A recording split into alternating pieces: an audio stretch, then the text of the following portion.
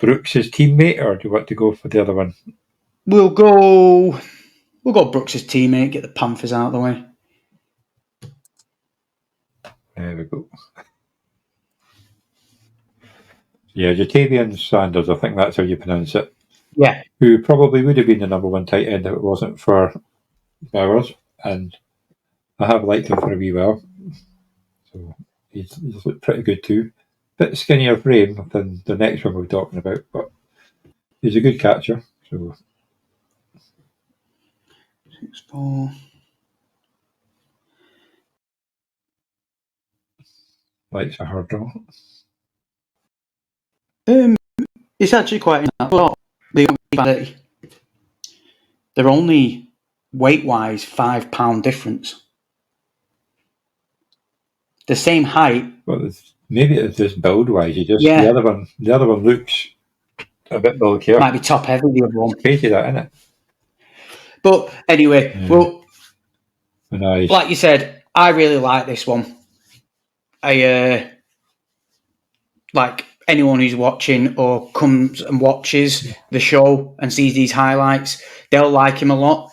Tight ends, for me, it's interesting because a rookie tight end in fantasy could never be trusted.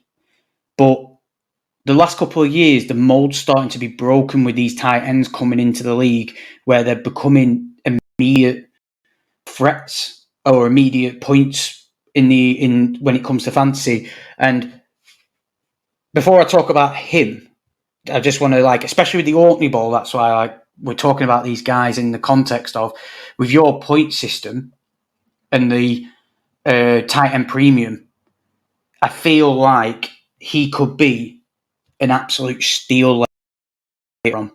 Everyone's going to go for the more well-known tight ends, and that's reasonable to think.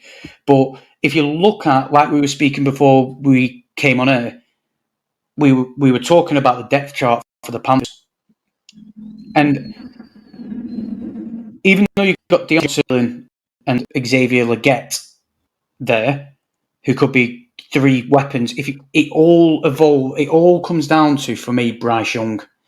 He had a really bad year last year for the standard of what people thought first overall at the end of the day, and what we saw at Alabama. It all falls on his shoulders, but that's why I think Sanders could actually benefit over all these guys. Because if you then look at his profile, like I use DraftBuzz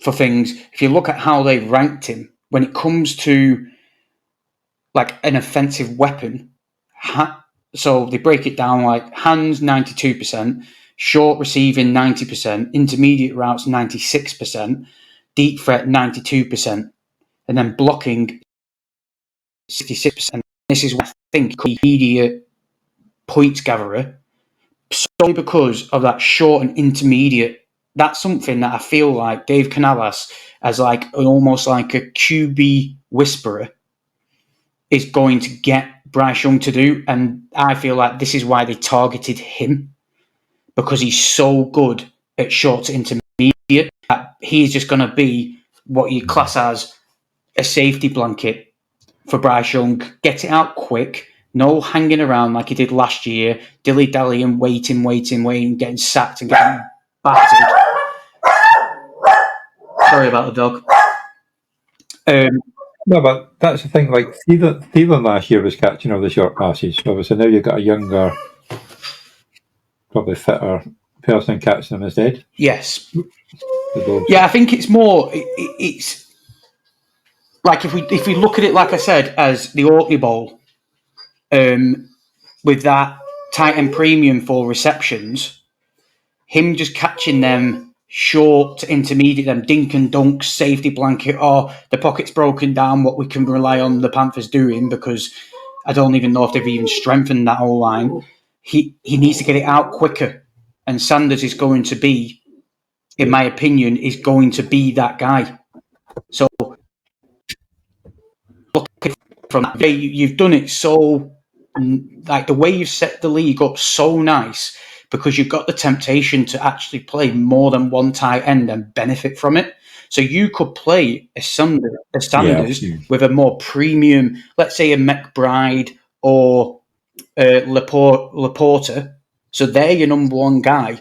But you might find that Sanders, who you're just going to pick up late and then see how he does. And after week 2, he's like, oh my God, he's literally just peppering him with these short targets. I'm going to get him in my team. And then he's blitzing some of the better names. Well, it could easily be this year's Laporta. Oh, yeah, definitely, 100%. So, like, because like a lot of people, I don't know. His QB rating last year when targeted was 109.2. He just, like you said, if it wasn't for Brock Bowers, Sanders would be a lot more highly thought of. And even then, Brock Bowers, who's he got thrown to him? So again, it's just they're a mess. Yeah. Sorry, Alan, but they are a mess. Yeah, and you just don't know. I thought the Giants were a mess, but and another good thing as well about Sanders, before I forget, with when we were talking about Brooks before, he might not be that good at blocking on the line, but he's good at blocking open field. So you got to take, obviously, when it comes to fantasy scoring, I'm going to let that dog out of the house. Oh.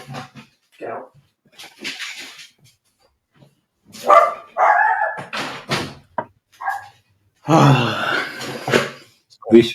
At least we can hear you this week. That's good. Yeah, she's just making sure. Could have been barking last week. I've never heard it. She's now looking at me at the door like, you motherfucker, you've just locked me out of the house. Yeah. But yeah, so obviously get in a bad book. Yeah, a bit of blend of just talking about the players themselves and bringing in the fantasy, as we're going to do over these next couple of weeks with the rookies. Like, it's just like he brings some stuff. So you could also like look at it, if you get Brooks late and pick Sanders up, even if you don't play Sanders, he could just help Brooks out so much more, or Hubbard, because of his open field work. But I do like Chuba Hubbard. Yeah. But actual fantasy production for Sanders, I think he could be, like you said, he could be up and running quickly, especially with the OrkneyBowl scoring, and he could potentially be a steal in the late rounds.